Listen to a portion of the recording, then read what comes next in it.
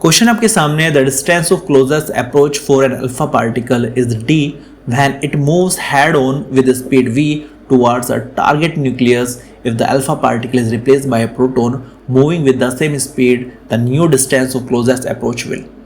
ये जो क्वेश्चन है ये चैप्टर 12 का एटम का क्वेश्चन है, तो कुछ बेसिक्स आपको बता देता हूँ। बेसिक्स क्या है इस क्वेश्चन को करने से पहले।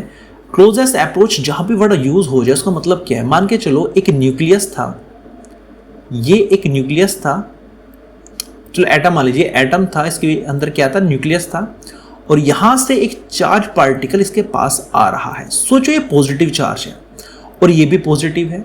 जो इस पे चार्ज होता है न्यूक्लियस पे वो हमेशा Ze होता है, तो इस पे प्लस Ze है, इस पे प्लस के क्या हुई है।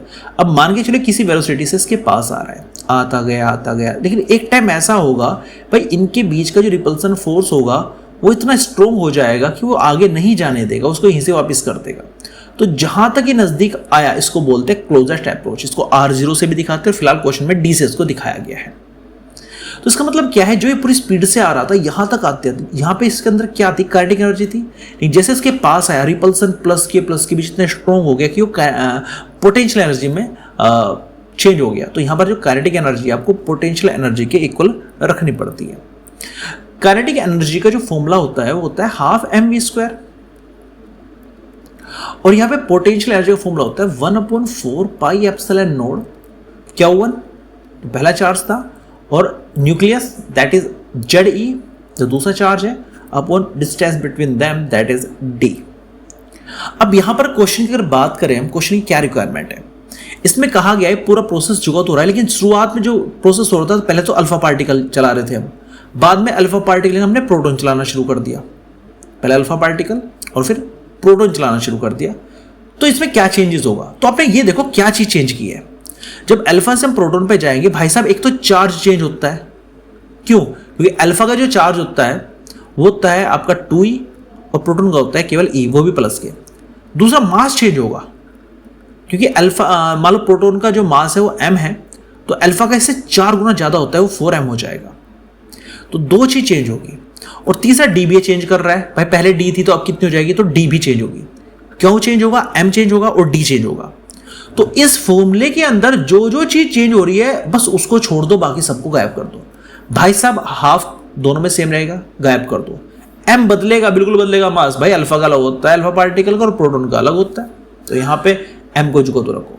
वी सेम रहने वाला है, सेम स्पीड वर्ड इसने यूज भी किया हुआ है, जुगो तो रहने दो, गायब कर दो उसे। 1/4πε नहीं बदलेगा, गायब कर दो इसको। चार्ज बदलेगा भाई, पहले तो अल्फा था तो क्यों बदला।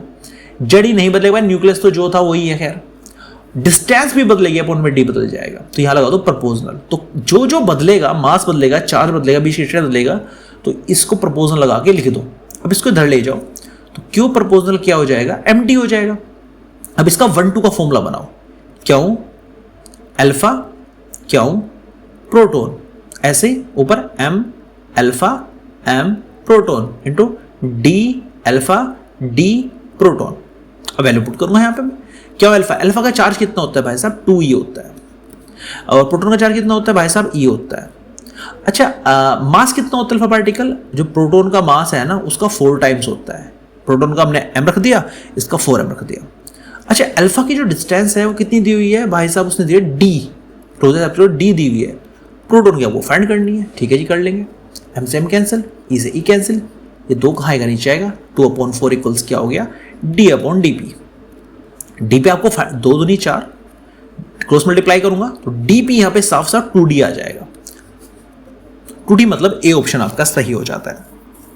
तो क्लोजेस्ट अप्रोच में ऐसा नहीं है जैसे बुक में अल्फा पार्टिकल दे रखे, बच्चे रट्टा मार के जाते हैं, इसको 2e फॉर्मूला रट के जाते हैं। भाई साहब ऐसा नहीं है, वो कोई भी यहाँ 4 पार्टिकल दे सकता है, तो उसने प्रोटॉन को यहाँ पे मूव करा दिया।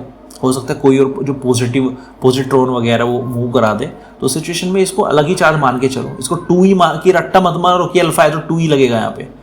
और जो चीज़ हमेशा था, कोई भी फॉर्मूला है अगर कैसे चेंज हो रही है ना चीज़ें, तो जो चीज़ चेंज हो रही है उसको रखो और बाकी चीज़ों को गायब कर दो और प्रपोजल वाला फॉर्मूला बना दो।